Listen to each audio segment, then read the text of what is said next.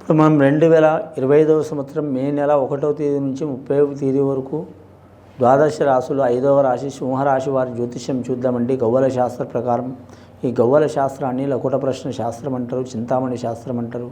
9 గవ్వలు 3 సార్లు వేసి వాటిని లెక్కబెట్టి వారి భూత భవిష్యత్తు వర్ధమానం గ్రహబలం గృహబలం యోగబలం ఎలా ఉందో చూద్దామండి.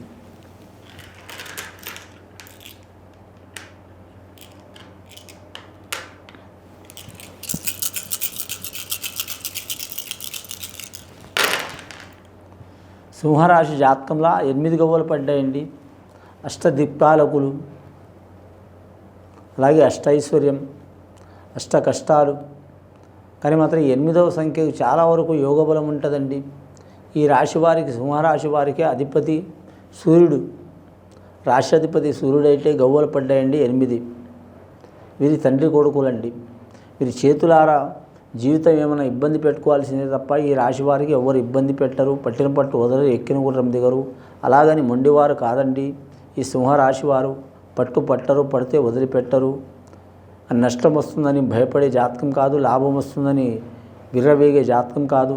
ఈ రాశి వారి జాతకంలో చూడాలంటే మాత్రం చాలా వరకు శుభయోగాలు ఉన్నాయండి. వీరి పేరు మీద రాజకీయ రంగంలో ఉన్న వారికి తిరుగు ఉండదు. వారు మాత్రం ప్రతిపక్షంలో ఉన్నా, అధికార పక్షంలో ఉన్నా, విపక్షంలో ఉన్నా కలిసి వచ్చే అవకాశం ఉంటుంది. సింహరాశి వారి జాతక బలానికి విదేశానం ఏరే దేశం ఏరే రాష్ట్రం వెళ్ళాలనుకునేవారు కూడా వీరికి కలిసి వచ్చే అవకాశం ఉంటుంది. అలాగే పెద్ద పెద్ద హోదాలో ఉండే అవకాశం ఉంటుంది వీరి జాతక బలానికి. పెద్ద పెద్ద బిజినెస్లు కూడా ప్రారంభించే అవకాశం ఉంటుంది వీరి జాతక బలానికి. పెద్ద పెద్ద గృహ నిర్మాణాలు చేసే అవకాశం కూడా ఉంటుంది. వీరి మాట అనేది కట్టుబాటు ఉంటుందండి. వీరి మాట అయిన 10 మంది బాగుపడే లక్షణం ఉంటుంది, కానీ నష్టయోగం అయితే ఉండదు. సింహరాశి వారి మకా నక్షత్రం వారు ఖచ్చితంగా శ్రీశైల మల్లికార్జున స్వామి సందర్శనం చేయడం మంచిది. అక్కడ నిద్ర చేసి మాత్రం ఆ శ్రీశైల మల్లికార్జున స్వామికి మాత్రం ఖచ్చితంగా వీరు మాత్రం రుద్రాభిషేకం చేయించుకోవడం చాలా వరకు మంచిది. పాతాళ గంగలు దిగి ఆ గంగమ్మకు పూజ చేసి అటునుంచి అలాగే సాక్షి గణపతికి పూజ చేసి అలాగే కామాఖ్య దేవత అని ఒక దేవత ఉంటుంది, అమ్మవారికి పూజ చేస్తే చాలా వరకు మంచిది. అలాగే వీరి జాతక బలానికి చూడాలంటే మాత్రం అనుకున్న పని సాధించే అవకాశం ఉంది. గవర్నమెంట్ ఉద్యోగం ప్రయత్నిస్తున్న వారికి మాత్రం ఖచ్చితంగా లభించే అవకాశం ఉంది.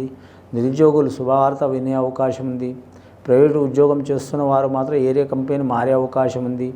అలాగే వీరు మాత్రం ఏరే ప్రాంతంలో ట్రాన్స్ఫర్ కావాలనుకునేవారు ఖచ్చితంగా అయ్యే అవకాశం ఉంది.